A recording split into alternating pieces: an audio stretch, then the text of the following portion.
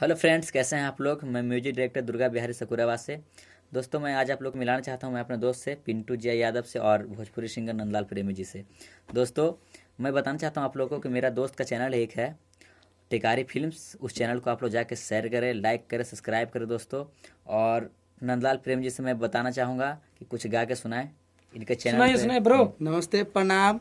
आप सबका छोटा भाई सिंगर नंदलाल प्रेमी।